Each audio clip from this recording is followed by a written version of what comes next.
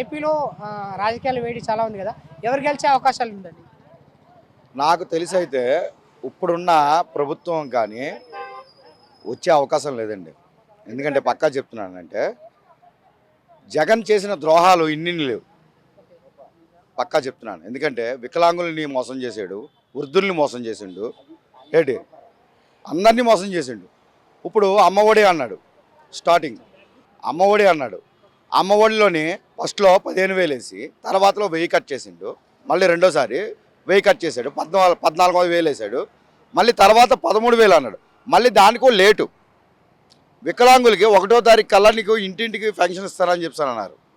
ఇంటింటికి పెన్షన్ కాదు కదా, వచ్చిన తర్వాత ఈ నెల రాలేదు, మీకు ఇంకో నెల వస్తుంది అని అంటున్నారు. 2వ నెల కూడా డబ్బులు రాలేదు, పోతే మీకు కట్ అయిపోయింది, మీది పేరు లేదు అని చెప్పేసి బాగా దారుణం చేశారు. ఎందుకంటే అందుకు ఉదాహరణ నేనే. ఎందుకంటే నాకు ఫస్ట్ ఒక నెల ఇచ్చి ఒక వీధి నుంచి ఒక వీధికి మారినందుకు, అద్దిల్లో ఉన్నాను నేను, ఒక వీధి నుంచి ఒక వీధికి మారినందుకు ఒక నెల ఇచ్చి వెంటనే 2వ నెలలో రాలేదన్నారు. అదేంటి మేడం అన్న, ఫస్ట్ నెల ఇచ్చారు కదా నాకు, మళ్ళీ 2వ నెల రాకపోవడం ఏంటండి అని నేను అడిగితే మీ పేరు రాలేదండి అన్నారు. సచివాలయానికి వెళ్తే అక్కడ అందరూ మీ పేరు లేదండి, మీ ప్రూఫ్ ఉందా? వికలాంగుడిని ప్రూఫ్ ఏంటండి మొత్తం చూపించా, సర్టిఫికేట్ ఇచ్చా, అన్నీ చేశా.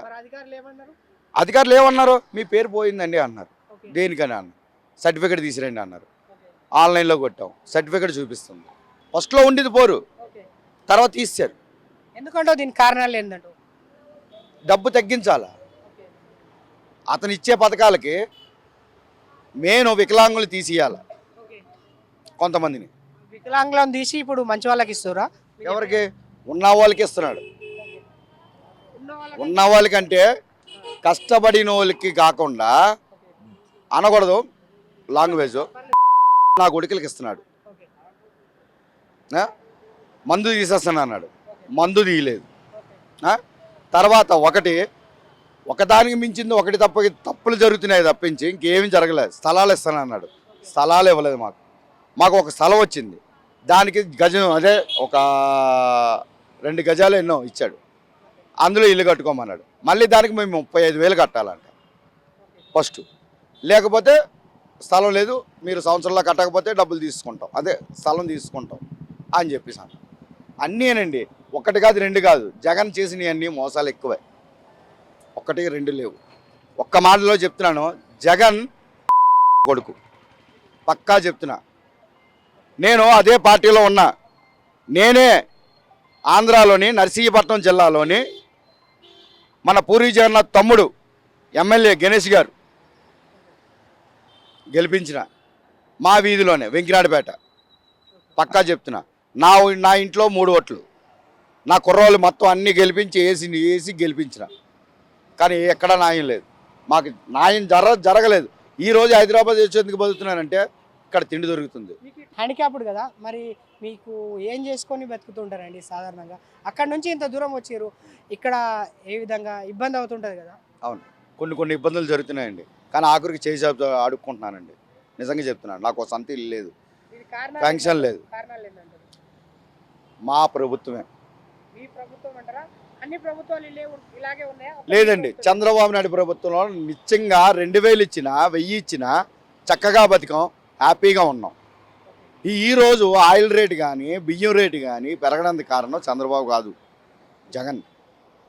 అయితే జగన్ చేసిలో కొన్ని మంచివి ఉన్నాయి, కాదనట్లేదు. కానీ మనిషి జీవితం తునాతునకలు చేసింది అతనే. ఎందుకంటే బతుకు జీవుడాన్ని బతికే కూలోడికి కూడా ఇసుక ఆపేశాడు. ఇసుక ఆపిన వల్ల బిల్డింగ్లు అవ్వలేదు. బిల్డింగ్ అయితే ఎంతమందికి వస్తారు? ఒక ఎలక్ట్రీషియన్, మేస్త్రి, ఒక కూలోడు, అందరూ బతుకుతారు. అలాంటి ఇసుక ఆపేశాడు. అది ప్రభుత్వం మేము అనుకున్నాం. కానీ తర్వాత ఇది ఇసుక అంటే చంద్రబాబు నాయుడు ఇసుక ఏమైనా అమ్మేసుకున్నాడా? జరిగినాయి కొన్ని స్కాములు, కాదనట్లేదు. కానీ అది అన్యాయం కదా, పేదల్ని మాపేయడానికి. ఈరోజు ఆయిల్ రేట్ ఎంత ఉంది ఆంధ్రాలోనే, ఇక్కడ అలాగుంది. ఇసుక ఎలాగుంది, ఇక్కడ అలాగుంది. ఒకటి కేసీఆర్ది మంచిగా చేసిండు, ఇక్కడ అనకూడదు. కానీ కేసీఆర్ కానీ ప్రభుత్వం బాగుంది, సూపర్. కానీ మా ఆంధ్రాలో మాత్రం ప్రజలందరూ హైదరాబాద్ తిరిగి వస్తున్నారు. ఎందుకు వస్తున్నారంటే అక్కడ ప్రభుత్వం బాగాలేదు. పక్కా ఇప్పుడు ఈసారైనా మారుతా అని చెప్పేసి మీకు అనిపిస్తుంది? మారుతుందండి, పక్కా చెప్తున్నాను. చంద్రబాబు నాయుడు పవన్ కళ్యాణ్ కలిశారు కాబట్టి నిజంగా మారొచ్చామని నేను అనుకుంటున్నాను. పథకాలు కాకుండా పేదోడు లేకుండా చూస్తే చాలు. ఓకే, అభివృద్ధి ఇప్పుడు ఏ ప్రభుత్వం వచ్చినా అభివృద్ధి ఏ విధంగా జరగాలని మీరు అనుకుంటున్నారు? అభివృద్ధి అన్నది ఏంటంటే అండి, నేను చదువుకున్న వాళ్ళు చాలామంది ఉన్నారు, నిరుద్యోగులు. వాళ్ళు చాలా ఇబ్బందులు పడుతున్నారు. ఐటీలు చేస్తున్నారు, డిగ్రీలు చేస్తున్నారు, వాళ్ళకి జాబులు లేవు. నేను జాబులు చేయమనండి. నెక్స్ట్ కూలోడికి కనీసం యాతన 1000 రూపాయలు చేయాలి. 1000 రూపాయలు చేస్తే ఆడ కుటుంబం సాగిపోతుంది కరెక్ట్గా. ఎందుకంటే కుటుంబంలో ఇద్దరు పని చేస్తారు, మా ఆవిడ అలా ఆయన కష్టపడతారు కాబట్టి అలా సాగుతుంది. ఏం ప్రాబ్లం ఉండదు, తిన్నందుకు మెతుకులు ఉండాలి అంతే. అంతకు మించి ఇంకేం మేము మేళ్ళ కావాలా మిద్దులు కావాలని మేము కోరుకోవట్లేదు. నిజంగా చెప్తున్నా, నాకు వచ్చే 3000లోని కూడా నేను 1000 రూపాయలు పేదోళ్ళకే ఖర్చు పెట్టేవాడిని. అలాంటిది అది కూడా ఆపేశాడు జగన్ రెడ్డి, తీసేశాడు మొత్తం. ఇప్పుడు మన పవన్ కళ్యాణ్కు 24 సీట్లు అయితే ఇచ్చారు అసెంబ్లీ స్థానాలు, అందులో ఎన్ని గెలిచే అవకాశాలు ఉన్నాయి? ఈసారి మాత్రం పవన్ కళ్యాణ్ గ్యారంటీగా అసెంబ్లీకి వెళ్తాడు సార్, పక్కా. అది కంపల్సరీ. ఎందుకంటే అతను అన్నారు కదా ఇవన్నీ పోగొట్టారని. కానీ ఇప్పుడు వైజాగ్ కానీ ఆంధ్ర కానీ కంపల్సరిగా పవన్ కళ్యాణ్ని పంపించడానికి గ్యారంటీ. 10 సీట్లు గ్యారంటీ అండి పవన్ కళ్యాణ్ గారికి. మిగతా అన్ని చంద్రబాబు నాయుడు పక్కా, నేను చెప్తున్నాను.